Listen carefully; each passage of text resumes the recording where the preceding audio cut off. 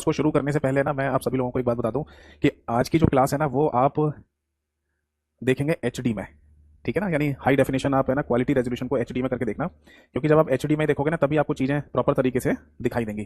तो hardly request है कि आप एचडी करके देखना, तो आपको बेहतर दिखाई देगा, वरना फिर धुंधला धुंधला दिखाई देगा तो अच्छी बात नहीं है, आप समझ नहीं पाएंगे, है ना। तो चलिए शुरू करते हैं आज के सेशन को, आज की क्लास को। सबसे पहले नमस्कार सभी को नमस्कार। आज है ना मैं आपको एमएस पावर पॉइंट का प्रैक्टिकल करा के दिखा देता हूँ, और ये प्रैक्टिकल होने के बाद ठीक है, और फिर इसके बाद हम अपनी नेक्स्ट अगली क्लास से शुरू कर देंगे इंटरनेट वाला चैप्टर। ठीक है, एमएस ऑफिस की आज लास्ट एक क्लास है, और जैसा कि मैंने बताया था आपको कि इसको पढ़ने का ना सबसे बढ़िया तरीका क्या है कि आप है ना सबसे पहले थ्योरेटिकल क्लासेस देखिए इसकी, फिर आप इसका प्रैक्टिकल देख लो, उसके बाद एमसीक्यू प्रैक्टिस कर लो। तो एमसीक्यू प्रैक्टिस कैसे करनी है आपको, ये सब बातें मैं आपको इंट्रोडक्शन क्लास में बता चुका हूँ। तो इंट्रोडक्शन क्लास को ना पूरा देखना है आपको, स्किप कर करके नहीं देखना, छोड़ के नहीं देखना, और फास्ट फॉरवर्ड करके नहीं देखना है। तो एक बार जरूर देखिएगा ना, वहाँ पर प्रॉपर स्ट्रेटेजी मैंने आपको समझाई हुई है, ताकि उसको समझने के बाद आपके फुल में से फुल मार्क्स आ जाए। तो चलिए शुरू करते हैं। देखिए, सबसे पहले ना आपको मेरे कंप्यूटर का स्क्रीन शेयरिंग दिखाई दे रहा होगा, और इस स्क्रीन शेयरिंग को हम बोलते हैं, या जो सबसे पहले स्क्रीन हम जो देख रहे हैं उसको बोलते हैं डेस्कटॉप। इस डेस्कटॉप में सबसे नीचे की तरफ आपको मोटी सी पट्टी दिख रही है, इसको टास्क बार कहा जाता है, और ये वाला जो बटन आपको दिख रहा है ब्लू कलर का, इसको स्टार्ट बटन या स्टार्ट मेन्यू आइकन के नाम से भी बोलते हैं। इसमें जैसे ही आप अंदर जाएंगे तो आपको ऑल एक ऐसा बटन दिखाई देगा, इसको ऑल प्रोग्राम्स भी कहा जाता है, और इसके अंदर आपको ढूंढना है पावर पॉइंट, क्योंकि ये ऑल प्रोग्राम की लिस्ट में जितने भी प्रोग्राम सॉफ्टवेयर आपके कंप्यूटर में इंस्टॉल होते हैं उन सबकी लिस्ट एक बार में यहाँ आ जाती है। तो पावर पॉइंट पर क्लिक करेंगे, माइक्रोसॉफ्ट 365 वाला वर्जन है जिस पर मैं आपको प्रैक्टिस करा रहा हूँ। ये वेलकम स्क्रीन है, जैसे एमएस वर्ड और एक्सेल में खुल के आई थी। ब्लैंक प्रेजेंटेशन को हमें यहाँ पर ओके करना है या क्लिक करना है, बट ये भी ध्यान रखिए कि यहाँ पर है ना मोर थीम्स करके एक ऑप्शन आ रहा है, तो ये भी ध्यान रखना कि ये पहले से थीम बनाकर दी गई है हमें पावर पॉइंट के अंदर, जिनका इस्तेमाल हम कर सकते हैं प्रेजेंटेशन बनाते समय। इन्हीं जैसे यहाँ थीम दे रखी है, वैसे एमएस वर्ड में और एमएस एक्सेल में टेम्पलेट्स दी गई होती है, तो ये बात आपको ध्यान रखनी है। ठीक है, तो ब्लैंक प्रेजेंटेशन पर क्लिक करेंगे, और अब हमारे सामने खुल गया पावर पॉइंट। ठीक है, पावर पॉइंट की फाइल हमारे सामने खुली है, तो मैंने आपको बताया था कि अगर आप फाइल का नाम खुद से नहीं देते हैं तो अपने आप क्या आ जाएगा, अपने आप आ जाएगा प्रेजेंटेशन 1 लिखा हुआ। देखो ऊपर लिखा आ रहा है, ये ऊपर वाली पट्टी टाइटल बार है, बिल्कुल एमएस वर्ड और एक्सेल दोनों में समझाया था आपको। यहाँ पर क्विक एक्सेस टूल बार है, जिसमें आपको automatic save, new, open save, email, quick print, print preview and print, spelling, undo, redo, start from beginning, touch mouse mode, ये सारे है ना टूल्स यहाँ पर दे रखे हैं। इनमें से जिस भी टूल पर आपको बहुत जल्दी जल्दी काम करना है तो वो टूल आप अपने सामने यहाँ रख सकते हो। जैसे आपको ना अंडू रीडू बहुत जल्दी जल्दी करना होता है, तो अंडू रीडू पर क्लिक कर दो, तो ये देखो अंडू रीडू के 2 ऑप्शन आ गए। यहाँ पर हटाना है तो हट भी जाते हैं यहाँ से।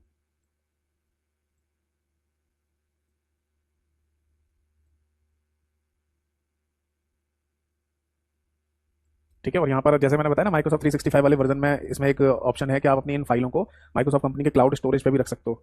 तो यहाँ मैंने जैसे अभी ऑन करा है ना, इसका मीनिंग था कि मैं माइक्रोसॉफ्ट कंपनी का जो क्लाउड स्टोरेज है वन ड्राइव, वहाँ पर इस फाइल को स्टोर करके रखना चाहता हूँ, ताकि अगर कभी मेरा कंप्यूटर खराब हो गया या चोरी हो गया तो ये फाइल है ना दोबारा से मेरे को मिल जाए किसी दूसरे कंप्यूटर में। जैसे मैं लॉगिन वगैरह करूँगा ये फाइलों को डाउनलोड कर लूँगा। तो ऑटो सेव का भी यहाँ पर बटन दिया होता है। ठीक है, फिर नीचे है ना आपको यहाँ दे रखा है मेन्यू बार, जिसमें file, home, insert, draw, design, transition, animation, slide show, record, review, view, help, ये सब दे रखे हैं। नीचे मोटी सी पट्टी आपको दिख रही है जिसको रिबन कहते हैं, जिस पर आपको टूल्स और कमांड दिखेंगे, बट उससे पहले ग्रुप दिखाई देते हैं। फिर ये जो वर्किंग एरिया आपको दिखाई दे रहा है इसको बोलते हैं स्लाइड।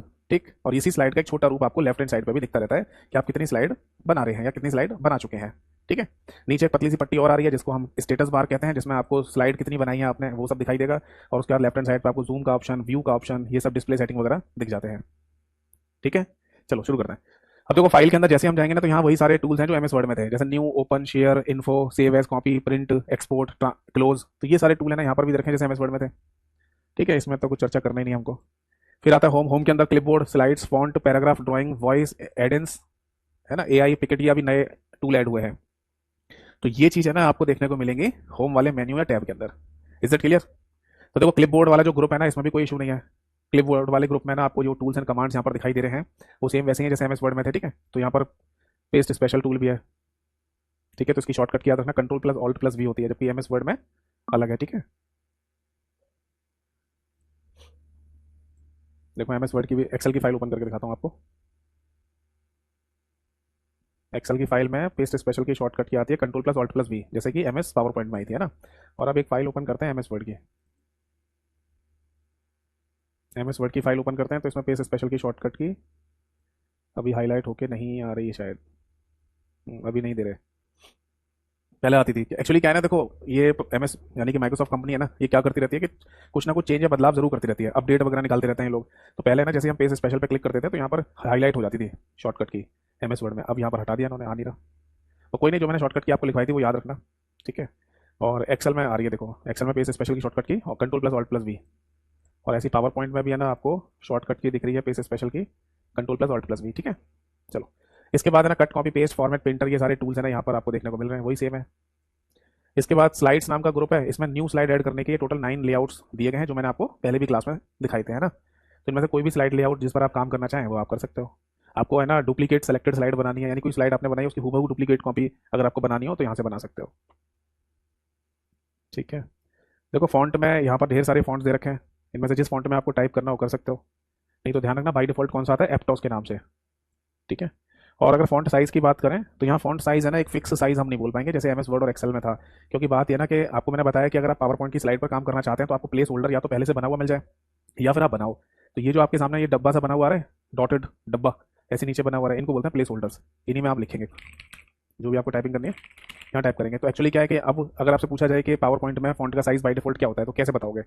अब एक ही स्लाइड जो आपके सामने सबसे पहले खुल के आई है उसमें ही दो प्लेस होल्डर है और दोनों में अलग अलग साइज़ है, जैसे ऊपर 60 है 60 और नीचे वाले 24 है, तो ये नहीं बता पाएंगे ना। या मान लो अगर हमने कोई और स्लाइड ले ली उस पर प्लेस होल्डर्स जो है वो उनका साइज़ अलग है। या एक काम और करके देखते हैं, इन प्लेस होल्डर्स को पहले तो मैं यहाँ से हटा दूँ और एक टेक्स्ट बॉक्स बना के देखते हैं। हाँ देखो, अगर टेक्स्ट बॉक्स में पूछा जाए, क्योंकि ये मैंने अभी टेक्स्ट बॉक्स बनाया ना कुछ अलग से लिखने के लिए, जैसे मैंने बताया था कि अगर प्लेस होल्डर आपकी स्लाइड के ऊपर अगर ना दे रखा हो तो आप टेक्स्ट बॉक्स बनाकर भी लिख सकते हो। तो इसमें बाई डिफॉल्ट फॉन्ट का साइज़ 18 आया है, तो ये ध्यान रख सकते हैं आप कि अगर हम खुद से कोई टेक्स्ट बॉक्स बनाएंगे तो बाई डिफॉल्ट फॉन्ट का साइज़ 18 पॉइंट आ जाएगा। ठीक है भाई, चलो इसके बाद है ना आगे बढ़ेंगे तो बोल्ड इटैलिक अंडरलाइन ये सारे टूल दे रखे हैं। एक शेडो और दे रखा है यहाँ पर, जैसे मान लो कोई शब्द आपने लिखा हेलो, ठीक है, और इस शब्द का अगर आपको शेडो टाइप का चाहिए तो शेडो लगा सकते हैं, ऐसा लगेगा परछाई टाइप की आ गई है, छोटे में नहीं दिख रहा होगा आपको, अब दिखाई दे शायद। ठीक है, ठीक है, ये स्ट्राइक थ्रू हो गया, ये आपको पता ही है। ये कैरेक्टर स्पेसिंग होती है, यानी कि अगर आप इन लिखे हुए जो लेटर्स हैं उनके बीच में है ना अगर आप स्पेस ज़्यादा देना चाहें तो स्पेस ज़्यादा दे सकते हैं, है ना, और कम देना चाहें तो कम भी दे सकते हैं, इसको कैरेक्टर स्पेसिंग कहा जाता है। ठीक है, ये हो गए आपके केसेस, जैसे कि एमएस वर्ड में थे ना 5 तरीके के केसेस थे, sentence case, lower case, upper case, capitalise each word, toggle case, तो ये सब यहाँ पर भी दे रखा है। इसके बाद है ना यहाँ पर ये देखो, अगर आपको किसी भी टेक्स्ट के पीछे है ना शेडो टाइप, इसे शेडो कलर भी कह देते हैं या फिर पॉप कलर करना भी कहते हैं, कि जितना बड़ा शब्द है ना उसके पीछे आपको बैकग्राउंड है ना हाँ हाईलाइट करके दिखाना है। ठीक है, और टेक्स्ट का कलर चेंज करना है तो वो यहाँ से हो जाता है। ठीक है, फिर आता है पैराग्राफ वाला ग्रुप। इसमें ना देखो पैराग्राफ में सबसे पहले अलाइनमेंट याद रखना, अगर आप जो भी लिख रहे हैं उसको लेफ्ट अलाइन भी ले जा सकते हैं, राइट अलाइन भी ले जा सकते हैं और सेंटर अलाइन भी ले जा सकते हैं। इनकी शॉर्टकट की भी होती है अपनी, कंट्रोल प्लस ई होती है सेंटर अलाइनमेंट की शॉर्टकट की, कंट्रोल प्लस एल होती है लेफ्ट अलाइनमेंट की और कंट्रोल प्लस आर होती है राइट अलाइनमेंट की शॉर्टकट की। ये जस्टिफाई कहलाता है, यानी आप मतलब जैसे सेलेक्ट कर लो इसको और फिर आप इसे जस्टिफाई करो, तो ये कह रहा है कि आपको इस हेलो शब्द को लेफ्ट में रखना चाहिए, ये ऑटोमेटिक फीचर है, वो अपने आप ही बता देता है कि शब्द आपके कहाँ होने चाहिए। ठीक है, इसके बाद है ना देखो ये बुलेट्स दे रखी हैं, इनको बोलते हैं अननंबर्ड बुलेट्स। ठीक है, और ये आपकी नंबर्ड बुलेट कहलाती हैं। अब आपको दिख नहीं रहा होगा ना, नीचे कर लेते हैं, देखो ये देखो ये अननंबर्ड बुलेट कहलाती हैं। ठीक है, जो आपको रखना है रख लीजिए, और इसके बाद ये कहलाती है नंबर्ड बुलेट, ऐसे रख सकते हो।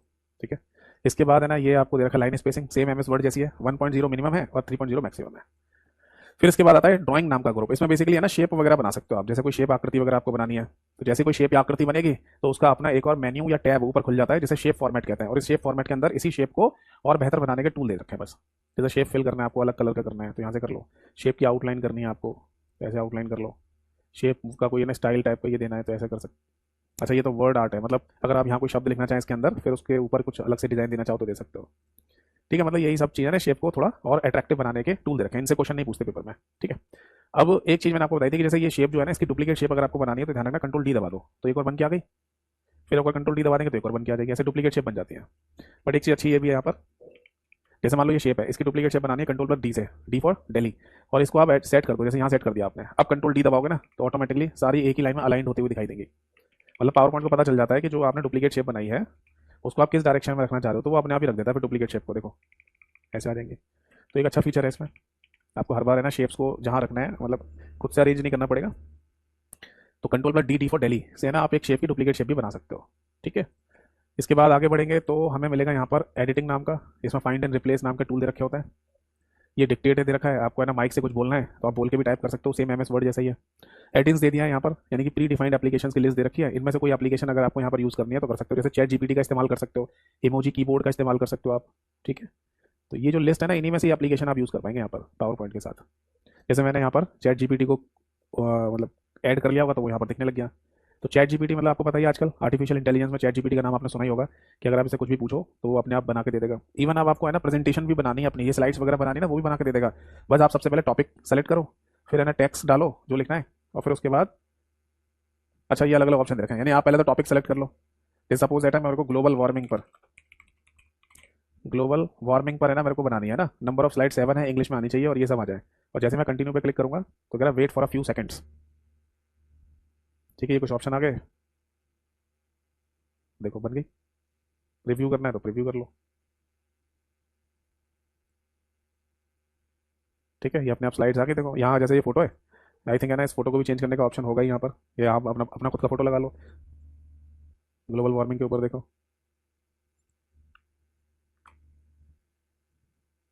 ठीक है ना, मतलब जितना भी हो सकता है वो आपको निकाल के दे देगा। ये चैट जीपीटी है ना, तो इसका इस्तेमाल कर सकते हैं आप प्रेजेंटेशन बनाने के लिए। ठीक, ये पिकेट इमेजेस का मतलब वही है, फोटोग्राफ टाइप की आ जाएंगी, है ना। ये कह रहा है साइन इन करने को, मतलब कुछ इमेजेस फोटोग्राफ वगैरह अगर आप अपनी पावर पॉइंट प्रेजेंटेशन में लाना चाहते हैं तो वो यहाँ से भी ला सकते हैं। चलो ये छोड़िए, यहाँ देखो ये डिजाइनर नाम का जो टूल है ना, अब ये कह रहा है sorry no design idea for this slide. ये कह रहा है ना हमने, मतलब ये आपको डिजाइन बना के दे देगा पहले से ही। अब एक्चुअली क्या हो गया ना, हमने एक स्लाइड बना ली है, मतलब स्लाइड के ऊपर बहुत सारी मतलब ये चेंजेस कर लिया ना, तो अब ये कह रहा है कि आप डिजाइन मैं नहीं दे पाऊंगा, नई स्लाइड पे लेना। तो यहाँ पर आ जाएगा, देखो अब नई स्लाइड बनाई ना हमने, तो उसके ऊपर ये डिजाइन आइडियाज दे देगा, कितने तरीके से आप है ना अपनी स्लाइड के ऊपर डिजाइन डाल सकते हो। जैसे मान लो मैं ये वाले पे क्लिक करता हूँ तो देखो ये आ जाएगा, यहाँ मेरे को जो भी लिखना है वो लिख सकता हूँ, यहाँ कोई फोटो वोटो लगानी है तो फोटो लग जाएगी। ठीक है, तो ये क्वेश्चन है ना ऐसे इंपॉर्टेंट हो सकते हैं, क्योंकि एक पेपर में ये क्वेश्चन पूछ लिया था कि बताओ अगर आप पावर पॉइंट की स्लाइड्स के डिजाइन चेंज करना चाहते हैं तो ये टूल आपको कहाँ मिलता है। तो ये ध्यान रखना, एक तो होम के अंदर दे रखा है डिजाइनर के नाम से, है ना, और एक डिजाइन नाम का जो टैब है उसमें भी दे रखा है यहाँ पर डिजाइनर के नाम से लास्ट में, तो दो जगह ये टूल मौजूद है। ठीक है, को पायलट जो लिखा है ना ये नाम, ये बेसिकली एक, ये भी आर्टिफिशियल इंटेलिजेंस एप्लीकेशन है माइक्रोसॉफ्ट कंपनी की, को पायलट किसके लिए, एमएस ऑफिस के लिए। जैसे माइक्रोसॉफ्ट कंपनी का विंडोज ऑपरेटिंग सिस्टम है ना, तो उसका आर्टिफिशियल इंटेलिजेंस एप्लीकेशन का नाम है कोरटाना। ऐसे ही है ना, इन्होंने एमएस ऑफिस के लिए एक अलग से एआई एप्लीकेशन बना दिया को पायलट के नाम से, है ना। जैसे गूगल कंपनी की एआई एप्लीकेशन का नाम है जेमिनाई, इसको जैमिनी भी लोग पढ़ते हैं। जैसे अमेजॉन की आर्टिफिशियल इंटेलिजेंस एप्लीकेशन का नाम है एलेक्सा। तो ऐसे ही है ना, सबने अलग अलग बना रखे हैं, एप्पल का सीरी है तो ऐसे ही इन्होंने बना दिया है को पायलट के नाम से। ठीक है, इंसर्ट के अंदर आ जाओगे तो यहाँ से भी न्यू स्लाइड्स लेने का ऑप्शन है, टोटल 9 स्लाइड लेआउट यहाँ पर मौजूद होते हैं। ठीक है, टेबल बनाना चाहें टेबल बना सकते हो, देखो इसको कहते हैं ड्रॉ करना टेबल को, मतलब अगर आप कोई टेबल ड्रॉ करना चाहते हैं तो ये ध्यान रखना कि जो अब नई अपडेट आई है उसमें ये मैक्सिमम टेबल 7/6 की बन जाती है। पहले आई थिंक ये टेबल 8/10 की बनती थी, चलो ऐसा तो नहीं पूछेंगे। तो बस ये ध्यान रखना कि अगर आप ड्रॉ करना चाहते हैं ना तो माउस से है ना इस मैट्रिक्स पर जहाँ तक ले जाओगे आप माउस को तो ये अपने आप ड्रॉ हो जाती है टेबल। फिर इंसर्ट आता है, यानी आपको नंबर ऑफ कॉलम और नंबर ऑफ रोज बताने पड़ेंगे। जैसे मैं यहाँ पर नंबर ऑफ कॉलम की संख्या 80 देता हूँ, 80, तो देखो अपने आप मैसेज आ गया था एंट्री मस्ट बी, देखो the entry must be less than और इक्वल टू 75। ऐसे ही मैं यहाँ रो के नंबर पे 80 लिखने की कोशिश करूंगा ना तो आ जाएगा the entry must be less than और इक्वल टू 75। यही बात मैंने आपको बताई थी कि अगर आप पावर पॉइंट की स्लाइड पर है ना कोई टेबल बनाना चाहते हैं तो उसमें मैक्सिमम यानी कि अधिकतम टेबल में कॉलम और रो की जो संख्या होगी वो आप 75 कर सकते हो, बस इससे ज़्यादा नहीं हो पाएगी। ठीक है, फिर ये पिक्चर्स आ जाता है। अच्छा यहाँ पर भी देखो वो देखा है एक्सेल स्प्रेडशीट, मतलब एक्सेल स्प्रेडशीट पे क्लिक करोगे तो आपके सामने है ना ये एक्सेल का फॉर्मेट ऐसा बन के आ जाएगा, इसको बड़ा भी कर सकता है। ठीक है, और आपको अगर कोई डेटा टाइप करना है तो आप कर लो यहाँ पर जो भी लिखना है और फिर एस्केप वाली की दबा दो तो अपने आप है ना देखो टेबल फॉर्मेट है ना एक्सेल वाला वो यहाँ पर बन के आ गया। यानी इसे बोलते हैं एक्सेल का डाटा पावर पॉइंट में इंपोर्ट कराना, जैसे एमएस वर्ड में भी हमने कराया था सेम चीज़ है, वो टेबल के अंदर दे रखा है। ठीक है, फिर इमेजेस वाले इस ग्रुप के अंदर है ना पिक्चर नाम का टूल है, आप अपने कंप्यूटर से है ना कोई फोटोग्राफ को यहाँ पर लाना चाहते हैं तो वो ला सकते हो। जैसे ये फोटोग्राफ है, इस फोटोग्राफ को मैं लाना चाहता हूँ, देखो यहाँ पर। ठीक है, तो ऐसे ला सकते हो, कोई भी इमेज कोई भी फोटो ला सकते हो अगर आपको लाना है पावर पॉइंट की स्लाइड पे तो। ठीक है, जैसे किसी पिक्चर को आप लाएंगे ना तो एक और नया ऊपर टैब आ जाता है पिक्चर फॉर्मेट के नाम से, उसमें इस पिक्चर को बेहतर करने के टूल दे रखे हैं। जैसे इसमें कोई करेक्शन करना है आपको, है ना, बैकग्राउंड रिमूव करना है आपको, ये कर सकते हो। ठीक है, और भी चीज़ें देखें, कलर वगैरह चेंज करना है, पिक्चर का बॉर्डर चेंज करना है, इफेक्ट डालना है, वो सब डाल सकते हो। ठीक है भाई, इसके बाद है ना यहाँ पर स्क्रीनशॉट सेम वैसे ही एमएस वर्ड में था। फोटो एल्बम, फोटो एल्बम में क्या होता है ना, जैसे आपके सामने ये डायलॉग बॉक्स खुलेगा जिसमें आपको अपने कंप्यूटर की हार्ड डिस्क से है ना फोटोग्राफ सेलेक्ट करनी पड़ेगी। ठीक है, और जैसे आप फोटोग्राफ सेलेक्ट करके इंसर्ट करोगे तो आपके यहाँ पर है ना फोटोग्राफ आ जाएगी, जितनी फोटोग्राफ सेलेक्ट करोगे, और जैसे यहाँ क्रिएट वाले बटन पर क्लिक करोगे तो अलग से एक विंडो खुल जाएगी इस पावर पॉइंट की फाइल वाली विंडो से अलग, और वहाँ पर आप अपनी फोटोग्राफ को देख सकते हैं पूरी स्क्रीन पर बड़ा करके, तो इसी को बोलते हैं फोटो एल्बम। ये दे रखा है कैमियो नाम से। ठीक है, कैमियो में क्या होता है ना बेसिकली ये क्या करेगा आपको कैप्चर कर लेगा। तो अभी क्या है ना मैंने कैमरे को बंद किया हुआ है क्योंकि मेरे को आपको स्क्रीन शेयरिंग करके दिखाना था, इसलिए मैं यहाँ पर दिख नहीं पाऊंगा आपको, वरना एक्चुअली होगा क्या, देखो जैसे मैं टेक्स्ट बॉक्स बना के दिखा देता हूँ। जैसे इतने बड़े एरिया में यहाँ पर नीचे की तरफ यहाँ जो मैंने टेक्स्ट बॉक्स बनाया है यहाँ एरिया में ना मेरा फोटो आ जाता है, मतलब कैमरा मुझे लाइव रिकॉर्ड कर रहा होता है और यहाँ दिखा देता मेरे को, तो ऐसे भी आ जाता है। ठीक है, और आगे देखते हैं शेप। कोई भी आकृति वगैरह आपको बनानी है, शेप बनानी है, तो यहाँ से ही बन जाएगी। यही चीज़ है ना आपको होम के अंदर भी दे रखी थी, यहाँ से भी बन जाती है। ठीक है, आइकन्स आपको पता ही है, कार्टून टाइप के, एनिमेटेड टाइप के अगर आपको ये इमेजेस चाहिए तो आप है ना यहाँ से ले सकते हो। ठीक है, फिर इसके बाद है 3D मॉडल। 3D मॉडल अगर आपके कंप्यूटर में है पहले से तो आप लगा लो, और नहीं है तो पावर पॉइंट के जो 3D मॉडल पहले से हैं उनका यूज़ कर सकते हो आप।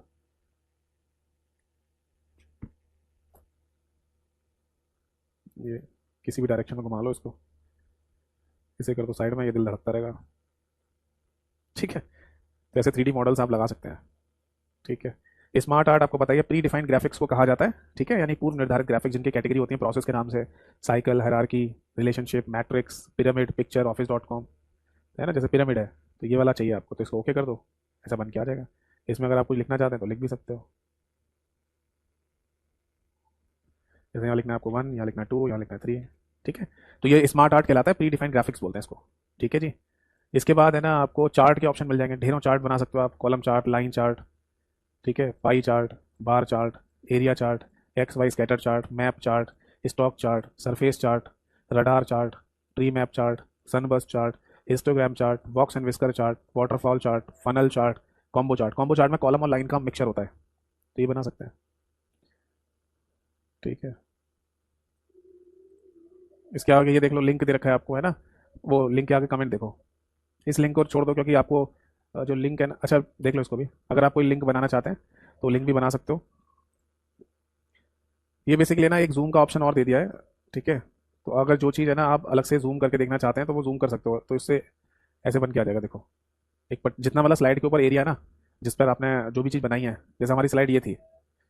ठीक है, नहीं ये हमारी स्लाइड ये थी, और उसका एक तरीके से अगर आपको समरी लिखना है, यानी कुछ इसके बारे में लिखना है, तो वो तो ये आ जाएगी मेन स्लाइड। ठीक है, और उसका समरी सेक्शन है ना ऐसे ऊपर खुल के आ जाएगा, जिसके बारे में अगर आप कुछ लिखना चाहें तो लिख दो। ठीक है, ये आपकी मेन स्लाइड होगी स्लाइड। ठीक है, ये इतना इंपॉर्टेंट नहीं है, छोड़ दो उसको। लिंक है ना यहाँ से आप डाल सकते हो, अगर आपको कोई लिंक वगैरह देना है तो लिंक वगैरह दे सकते हैं। ठीक है, हाइपर लिंक बोलते हैं इसको, लिंक कह दो, हाइपर लिंक कह दो, जिसमें ना आप कोई भी एग्जिस्टिंग फाइल को या वेब पेज को या इस डॉक्यूमेंट के अंदर कोई प्लेस को या फिर ईमेल एड्रेस को लिंक बना सकते हो। ठीक है, देखो ये चीज़ें मैं आपको बता दूं ना, जब आप खुद से करके देख रहे होते हैं, जैसे मान लो मैं या कोई मान लो और जिससे भी आप समझ रहे हो या खुद से कर रहे हो, वो आपको समझाता जाए और आप खुद से भी करते जाएं, तो आपको है ना ये चीज़ें और क्लियर समझ में आने लग जाती हैं क्योंकि खुद से भी कर रहे हो। बट जब एग्जाम पॉइंट ऑफ व्यू की बात होती है ना, तब वहां पर आपको थ्योरेटिकल पॉइंट्स ही पता होने चाहिए। अब आप ये कह रहे होंगे सर ये मतलब जो टूल्स हैं ये तो प्रैक्टिकली चलो हम देख भी रहे हैं, बट इनसे क्वेश्चन कैसे पूछेंगे, है ना, तो वही चीज मैं आपको बोल रहा था कि पहले थ्योरेटिकल पढ़ो, इसको थ्योरेटिकल समझो, क्योंकि बोर्ड पर हमने कितनी चीजें पॉइंट, कितने सारे पॉइंट्स को लिखा है, समझा है, क्वेश्चन वहां से बनेगा। अब यहाँ तो ना छोटी छोटी चीजें देख लो कि इसका मतलब ये है, ये ऐसे खुलता है, बस क्वेश्चन आपको थ्योरेटिकल तरीके से पता चलेगा। क्वेश्चन आपका सही होगा अगर एग्जाम में, तो वो तभी जब आपने थ्योरेटिकल पढ़ रखा होगा, क्योंकि बोर्ड पे इतने सारे पॉइंट्स मैंने लिखवाए हैं, फिर उनको याद रखते हुए क्वेश्चन अटेम्प्ट करोगे रिटन फॉर्म में, तो आप है ना चीज़ों को याद कर पाओगे। अब प्रैक्टिकल में क्या है, मतलब एक एक चीज़ देख लो बस, इससे देखो ये चीज़ ऐसे खुल जाती है, ऐसे खुल जाती है, बस इतना ही होता है। ठीक है ना, कमेंट अगर आपको देना है तो कमेंट सेक्शन देखो राइट साइड में खुल जाता है, जैसे एमएस वर्ड में आया था। आप किसी भी ऑब्जेक्ट के रिगार्डिंग कमेंट देना चाहें तो दे सकते हो। टेक्स्ट बॉक्स बनाना है, टेक्स्ट बॉक्स बना लो कुछ अलग से लिखने के लिए। ठीक है, इसके बाद है ना हेडर फूटर डालना है, हेडर फूटर देख लो। हेडर फूटर में देखो आपके सामने एक डायलॉग बॉक्स खुला है जिसमें ऊपर दो टैब बन के आए हैं, एक स्लाइड के नाम से और एक नोट्स एंड हैंडआउट के नाम से। स्लाइड के अंदर यहाँ पर तीन चीजें दे रखी हैं आपको, डेट और टाइम, स्लाइड नंबर और फूटर। फूटर में मैं यहाँ पर डाल रहा हूँ अपना नाम, ठीक है, यतेंद्र। अब मैं ऐसे कर दूंगा अप्लाई टू ऑल। अब आप नोटिस करेंगे कि जो फूटर है वो कहाँ चला गया, फूटर नीचे देखो यहाँ, ये रहा डेट और टाइम, इसको बड़ा कर लेते हैं, दिख रही है डेट, यहाँ देखो ये हो गया फूटर और ये हो गया स्लाइड नंबर। ठीक है जी, तो बेसिकली हम यहाँ पर ये देख पा रहे हैं कि यहाँ नीचे की तरफ फूटर में तीन चीज आ गई, डेट और टाइम आ गया, मेरा नाम आ गया और ये आ गया स्लाइड नंबर। तो ये है फूटर जो कि स्लाइड के नीचे दिखाई दे रहा है। अब है ना देखो हेडर फूटर में जैसे मैं क्लिक करूंगा तो यहाँ आ रहा है नोट्स एंड हैंडआउट, फिर यहाँ पर डेट और टाइम का ऑप्शन आ रहा है, पेज नंबर आ रहा है, हेडर और फूटर दो ऑप्शन आ रहे हैं। अब हेडर में मैं लिख रहा हूँ यहाँ पर कंप्यूटर, ठीक है, और फूटर में लिख देता हूँ साइंस। ठीक है जी, अब यहाँ पर कर देता हूँ अप्लाई टू ऑल। जैसे हम करेंगे वो कहाँ चला गया, कंप्यूटर साइंस लिखा हुआ नहीं दिख रहा है ना। तो एक्चुअली क्या है कि आपके सामने पावर पॉइंट का जो व्यू अभी दिख रहा है ना वो है नॉर्मल व्यू, बट हमें इसे नोट्स पेज व्यू में ले जाना पड़ेगा। इसके लिए जाना पड़ेगा हमको व्यू वाले मेन्यू में, इस पर क्लिक करेंगे तो देखो नॉर्मल व्यू लिखा हुआ है, ये बाई डिफॉल्ट व्यू है। अब नोट्स पेज व्यू में जाएंगे, ये कह रहा comment has not be posted, okay इसको खत्म कर दे रहे हैं, हमने कुछ लिखा नहीं था ना इसलिए पूछा था वो। अब आएंगे नोट्स पेज में तो देखो, अब इसको जूम करके देखो, देखो स्लाइड के ऊपर यहाँ कंप्यूटर लिखा रहा है हेडर में, और नीचे आ रहा होगा देखो फूटर में साइंस लिखा हुआ, पेज नंबर भी आ गया और यहाँ आ गया डेट और टाइम, ये देखो डेट आ गई मतलब, है ना। तो मोटा मोटा है ना हमें ये समझ में आ गया कि अगर हम हेडर फूटर एक साथ देखना चाहते हैं तो वो बेसिकली दिखाई देगा। सबसे पहले उसके लिए जाना पड़ेगा हमको नोट्स एंड हैंडआउट वाले टैब में, वो कैसे खुलेगा? वो खुलेगा हेडर फुटर वाले टूल पर क्लिक करके जो इंसर्ट वाले मेन्यू में दे रखा है। और अगर हेडर फुटर एक साथ डाल भी दिया हमने तो उसे देख तभी पाएंगे जब हम व्यू वाले मेन्यू में जाकर नोट्स पेज व्यू पे क्लिक करेंगे। समझ आ गया सभी को? नॉर्मल व्यू में ले आना है तो वो ऐसे ही आ जाएगा जैसे पहले आ रहा था। ठीक है भाई। इसके बाद वर्ड आर्ट आपको पता ही है, किसी शब्द को डेकोरेटिव टाइप का लिखना है तो वर्ड आर्ट से लिख सकते हो। डेट और टाइम स्लाइड नंबर अलग से डालनी है तो यहाँ से बाहर से भी डाल सकते हो। आपको हेडर फुटर से कोई मतलब नहीं है, केवल डेट और टाइम डालना है, स्लाइड नंबर डालना है तो यहाँ से भी डल जाएगा। ठीक है। ये आ जाता है आपका सिंबल वाला ग्रुप, इसमें इक्वेशन आ जाती है मैथ की, जैसे एमएस वर्ड में बताया था। और अगर मान लो कोई सपोज दैट आपको सिंबल देना है जो आपको कीबोर्ड पर या कंप्यूटर में कहीं दिखाई ना दे रहा हो तो यहाँ जरूर मिल जाएगा वो सिंबल, यहाँ से सिंबल ले सकते हो। अगर आपको है ना कंप्यूटर इस स्लाइड के ऊपर कोई वीडियो लगानी है तो आप अपने कंप्यूटर से कोई भी वीडियो को सेलेक्ट करके इंसर्ट कर सकते हो, यहाँ पर चलना शुरू हो जाएगी। ठीक है। अगर आप ऑडियो प्ले करना चाहते हैं इस स्लाइड के साथ, अगर आपके कंप्यूटर में स्पीकर्स लगे हुए हैं तो आप ऑडियो सेलेक्ट कर सकते हो। स्क्रीन रिकॉर्डिंग करनी है तो स्क्रीन रिकॉर्डिंग यहाँ से शुरू हो जाएगी। तो उसमें आपसे पूछेगा कि आप कोई पर्टिकुलर एरिया सेलेक्ट करोगे जिसकी स्क्रीन रिकॉर्डिंग करनी है, तो मैं बोल रहा हूँ इतना स्क्रीन रिकॉर्डिंग कर ले, बस इतने एरिया का। ठीक है। तो ये एरिया सेलेक्ट करके आप रिकॉर्ड वाले बटन पर क्लिक कर दो तो ये रिकॉर्डिंग शुरू हो जाएगी। तो केवल इसी वाले पार्ट की रिकॉर्डिंग होगी बस। ठीक है। बंद करनी है, पॉज करनी है पॉज कर दो, बंद करनी है बंद कर दो। तो वो रिकॉर्डिंग है ना यहाँ पर आ जाएगी, और आप इसे प्ले करना चाहें तो प्ले भी कर सकते हो। ठीक है। तो ये सब टूल आपको यहाँ देखने को मिल जाएंगे। इसके बाद है ना आपको मिलेगा इंसर्ट के अंदर। ठीक है। ये इमोजी आइकन यहाँ पर फिर से आ गया है। ये सब चीज़ें ऐड कर ली होंगी मैंने, जब मान लो मैं पावर पॉइंट पर कुछ काम कर रहा होगा, मतलब जब मैंने पावर पॉइंट पर कभी काम किया होगा ना, तब ये टूल मैंने ऐड कर लिए होंगे, इनसे क्वेश्चन नहीं पूछते हैं। ठीक है भाई। इसके बाद आ जाता है ड्रॉ। ड्रॉ मैंने वही सारे टूल दे रखे हैं, जब आपको अपनी हैंड राइटिंग में अगर कुछ लिखना हो तो आप लिख सकते हो इन टूल्स का इस्तेमाल करके। जैसे मान लो मेरे को अपना नाम लिखना है यतेंद्र, तो मैं ऐसे लिख सकता हूँ, बट साफ राइटिंग नहीं आ रही ना क्योंकि माउस से लिख रहा हूँ। अगर आप पेन टैब जैसी डिवाइस का इस्तेमाल करेंगे तो आप एक बेहतर राइटिंग में भी लिख पाएंगे। फिर आ जाता है डिज़ाइन। डिज़ाइन के अंदर ही आपको पहले तो थीम दे रखी है, आप है ना अपनी थीम वगैरह चेंज कर सकते हो। तो आप देख रहे होंगे अलग अलग थीम में अलग अलग कलर्स वगैरह यहाँ पे चेंज हो रहे हैं, फॉन्ट भी चेंज हो रहा है, फॉन्ट का साइज़ भी चेंज हो रहा है। तो ये ध्यान रखिएगा, कलर फॉन्ट फॉन्ट का साइज़ तीन चीज़ चेंज हो जाती है अलग अलग थीम में। जैसे मान लो मेरे को ब्लैक कलर की थीम रखनी है तो याद है।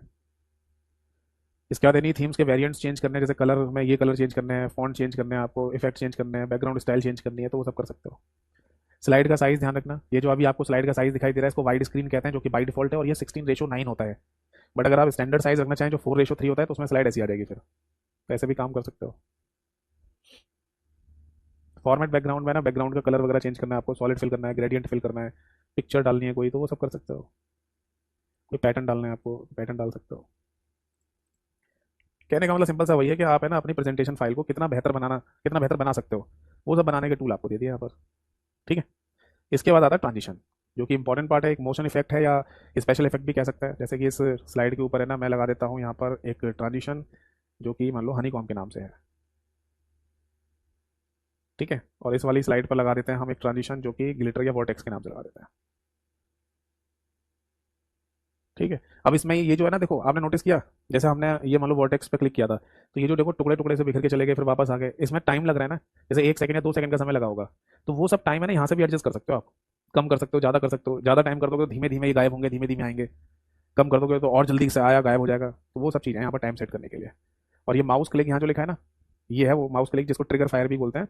यानी जैसे मान लो ये वाली स्लाइड चल रही है और इस पर हनी कॉम नाम का ये स्पेशल इफेक्ट चल रहा है, मैं इसी बीच में क्लिक कर दूँ तो वो अचानक से गायब हो जाएगा। देखो हो गया ना गायब, जैसे रिपेल किया मैंने, अब ये हो ही रहा था तब तक मैंने माउस क्लिक किया गायब हो गया।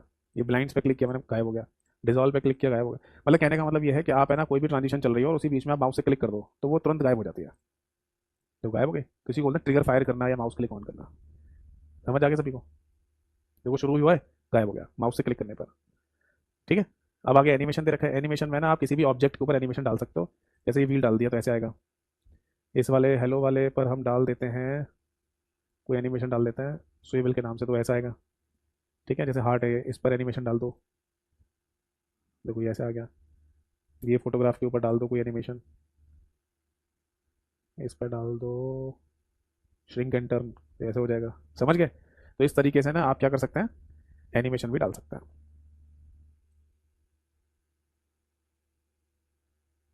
ठीक है। तो जो एनिमेशन आप डाल रहे हो किसी भी ऑब्जेक्ट के ऊपर, उसकी अगर टाइम वगैरह सेट करनी है आपको, तो टाइम ड्यूरेशन वगैरह तो वो यहाँ से सेट कर देते हैं राइट हैंड साइड से। ठीक है।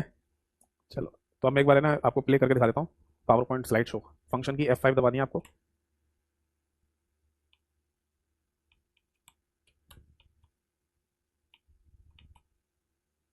देखो ऐसा आ रहा है। ठीक है। अब जैसे ये दो डिस्प्ले कनेक्टेड है ना मेरे कंप्यूटर के साथ, तो जो हमारी मेन मतलब कमेंट्स वाली डिस्प्ले ना उस पर फुल स्क्रीन पर आ रहा है, ये जो कंप्यूटर वाली स्क्रीन है ना इस पर छोटे रूप में आ रही है ना। हम इसे चेंज कर सकते हैं, डिस्प्ले सेटिंग में जाकर चेंज कर सकते हैं, तो इस पर आ जाएगा ऐसा। ठीक है, तो ये होता है बेसिकली स्लाइड शो, देख रहे हो। ट्रांजिशंस कहाँ गायब हो गए, ट्रांजिशन भी तो लगाए थे हमने, तो इस पर भी ट्रांजिशन था। अब प्ले करता है, ठीक है।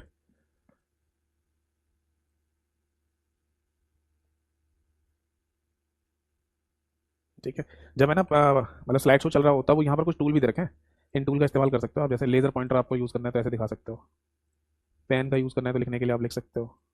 ठीक है, हाईलाइटर का इस्तेमाल करना है तो हाईलाइटर यूज़ कर सकते हो, इंक का कलर चेंज करना है तो इंक का कलर चेंज हो जाएगा, इरेजर यूज़ कर सकते हो। तो मतलब जब प्रेजेंटेशन आपकी चल रही हो तो उस समय आप इन टूल्स का इस्तेमाल भी कर सकते हैं।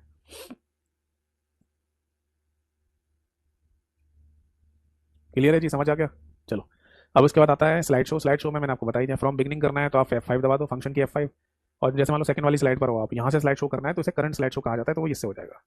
कस्टम स्लाइड शो में क्या होता है, आपको सेलेक्ट करनी पड़ेगी, मतलब पहले आपको कौन सी दिखानी है, हेलो वाली दिखानी है जिस पर हेलो लिखा है, या यतेंद्र जिस पर लिखा है वो दिखानी है पहले। तो जिसको आप सेलेक्ट करोगे, जैसे ये आ जाएगी पहले पर, ये हो जाएगी दूसरे पर, ओके कर दो।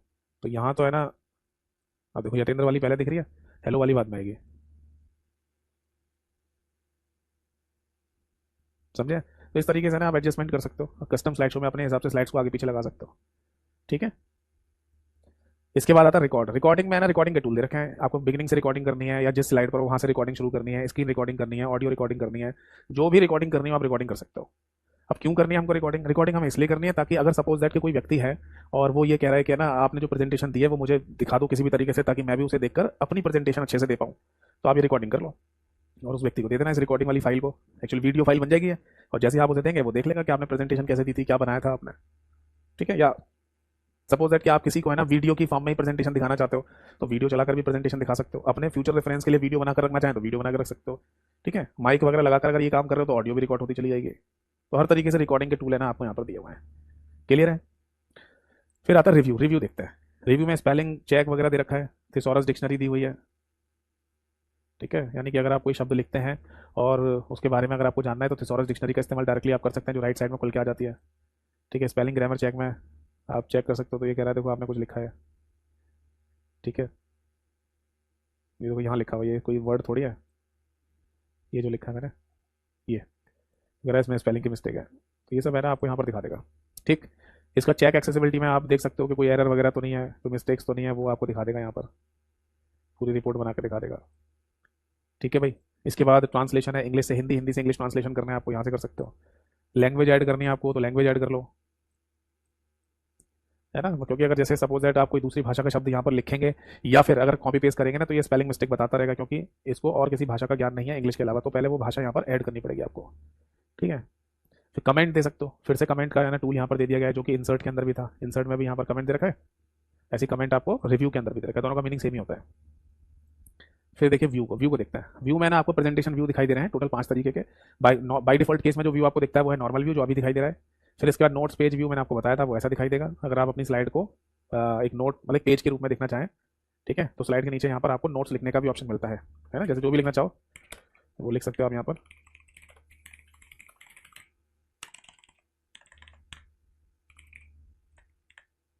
ठीक है, बड़ा करना है बड़ा कर लो।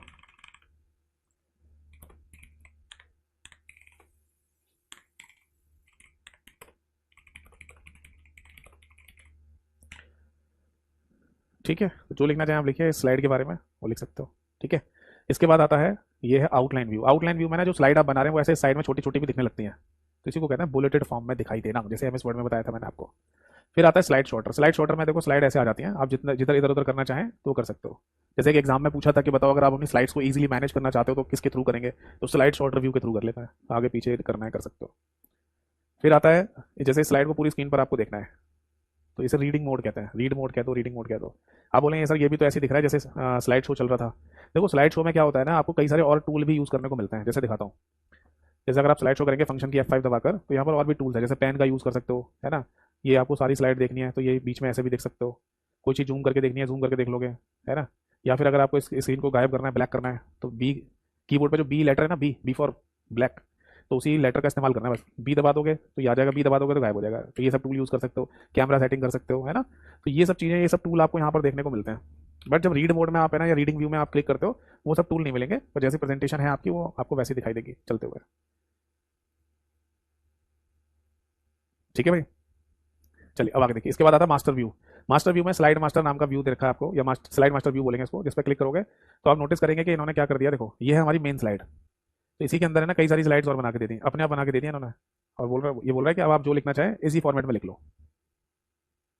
तो अगर आपको ऐसा करना है, आपको ऐसी जरूरत है कि एक स्लाइड मेन स्लाइड होनी चाहिए और उसके अंदर की स्लाइड्स, मतलब ये ऐसे समझ लो ये पेरेंट स्लाइड है और बाकी चाइल्ड स्लाइड बना रखी है। तो इस तरीके का काम अगर आपको करना है तो आप स्लाइड मास्टर व्यू का इस्तेमाल कर सकते हैं, लिखना हो आपको इस तरीके से तो।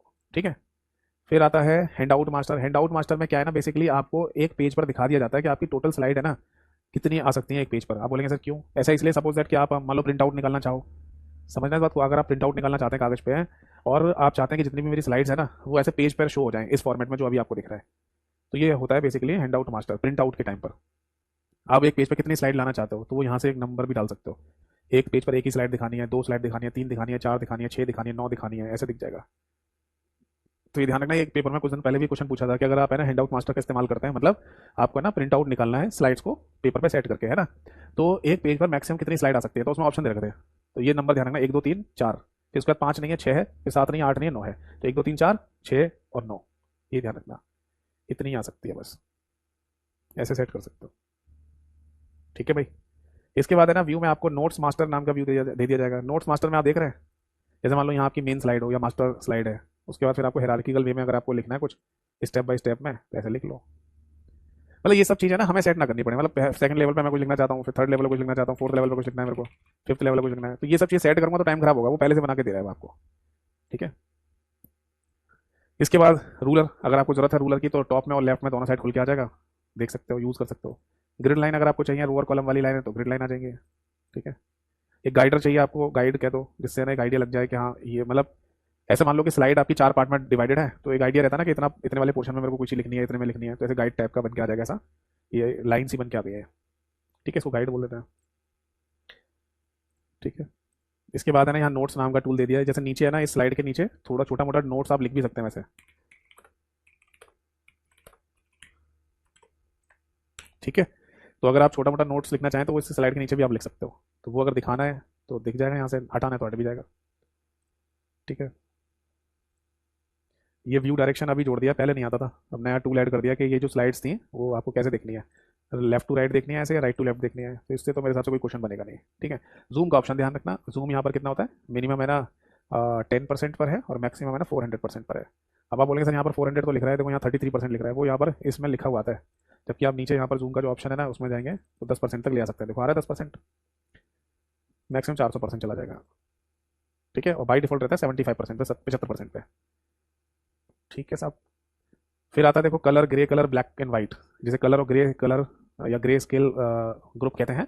इसमें हर चीज़ आपको कलरफुल दिख रही है, वह ग्रे कलर में देखना है तो ग्रे में आ जाएगी, अगर इसके अलावा आपको फिर ब्लैक एंड व्हाइट में देखना है तो ब्लैक एंड व्हाइट में आ जाएगी। ठीक है। इसके बाद यहाँ पर आपको न्यू विंडो, ये इसका मतलब वही है, अगर आपको है ना इस जो फाइल खुली हुई है उसी की एक सेकंड विंडो खोलनी है तो आप यहाँ से खोल सकते हो। आपको अरेंज करनी है स्लाइड्स तो अरेंज कर सकते हो। ठीक है। जैसे मैंने बताया था ना एम एस वर्ड में हमने एक मतलब जो फाइलें खोली हुई हैं अलग अलग, उन्हीं को अगर अरेंज करना है तो अरेंज कर सकते हो, जैसे यहाँ पर करके दिखाता हूँ। अब कितनी हो गई, दो फाइलें, मतलब एक ही फाइल को दो बार ओपन कर लिया, अब यहाँ से अरेंज करना है हमको तो ऐसे अरेंज कर सकते हो। ठीक है। तो ये चीज़ है ना आपको यहाँ पर देखने को मिल जाएगी।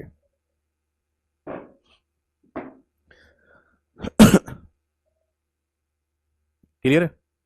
और क्या हो सकता है यहाँ पर, स्विच विंडो, जैसे दो फाइलें खुली हुई हैं प्रेजेंटेशन वन प्रेजेंटेशन टू के नाम से, तो ये इनमें अगर आपको इजीली स्विच करना है तो स्विच कर सकते हो। स्विच करने का मतलब वही है कि जितनी फाइलें खुली हुई हैं उनमें से जो फाइल आपको जब देखनी हो तो देख सकते हो। तो मैंने आपको ये भी बताया था कि स्विच करने का जो टूल है ना वो आपको यहाँ नीचे टास्क बार में भी मिल जाता है, यहाँ से भी आप स्विच कर सकते हो, नहीं तो आप यहाँ से कर लो। ठीक है। फिर मैक्रोज का आपको बताया था, मैक्रो रिकॉर्डिंग होती है एक। ठीक है। और जितने भी मैक्रो रिकॉर्डिंग आपने बनाई है उनकी अगर आपको मतलब वो देखनी, लिस्ट देखनी है तो ऑल्ट प्लस F8 इसकी शॉर्टकट के, तो इससे आप देख भी सकते हैं, ऑल्ट प्लस F8। तो ऐसे यहाँ पर रिकॉर्डिंग अगर मैंने बनाई होती तो आपको यहाँ दिख जाती है। ठीक है जी। फिर इसका हेल्प आ जाता है। हेल्प में ना बिल्कुल वही सारे टूल है एमएस वर्ड जैसे। हेल्प चाहिए आपको टेक्स्ट हेल्प, तो टेक्स्ट हेल्प यहाँ से ले सकते हो, ठीक है। यहाँ से पढ़ के भी है ना पावर पॉइंट पे काम कर सकते हो।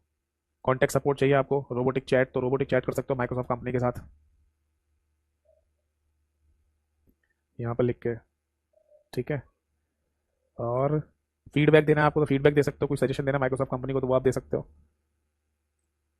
शो ट्रेनिंग, वीडियो ट्यूटोरियल्स आपको मिल जाएंगे जिनको आप देखकर वीडियो के फॉर्म में फिर आप है ना काम कर सकते हैं, प्रेजेंटेशन बना सकते हैं। और अगर कुछ भी नया आया होगा तो व्हाट्स न्यू में आ जाएगा यहाँ पर, तो अभी कुछ आया नहीं है इसलिए वो एक्टिवेट नहीं दिखा रहा हमको, ठीक है भाई। तो ये था आपका पावर पॉइंट का पूरा प्रैक्टिकल जो मैंने आपको करके दिखाया। इसमें फाइल वाले हम मेन्यू के अंदर गए, इसके अंदर फिर होम के अंदर गए थे। होम के अंदर आपको बोल्ड इटैलिक अंडरलाइन कलर वगैरह न्यू स्लाइड वगैरह बनाना, पेज स्पेस स्पेशल है ना। फिर इसके अंदर ही आपको अलाइनमेंट, बुलेट्स, लाइन स्पेसिंग है ना, ये सब चीज़ें आपको मिल जाएगा। इसके बाद है ना ड्रॉ, इंसर्ट था, इंसर्ट में आपको ये सारे टूल मिल जाएंगे। फिर ड्रॉ में अपनी हैंड राइटिंग में लिख सकते हो, डिज़ाइन में डिज़ाइन सेलेक्ट कर सकते हो, ट्रांजिशन एनिमेशन लगा सकते हो, स्लाइड शो कर सकते हो, रिकॉर्डिंग कर सकते हो हर तरीके की। रिव्यू में स्पेलिंग ग्रामर चेक का ऑप्शन यहाँ दे रखा है। व्यू के अंदर 5 तरीके के व्यू दे रखे हैं और मास्टर व्यू भी दे रखा है। और हेल्प आपको हेल्प प्रोवाइड करता है पावर पॉइंट प्रेजेंटेशन बनाने में, ठीक है भाई।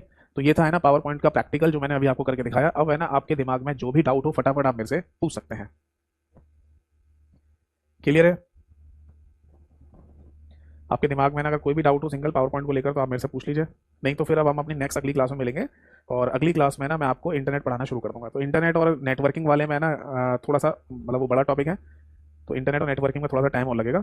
इसके बाद के जो चैप्टर्स बचेंगे 3-4 चैप्टर, वो एक एक दो दो क्लास के होते हैं, तो फिर हमारा सिलेबस भी जल्दी खत्म हो जाएगा, ठीक है। और मैं अभी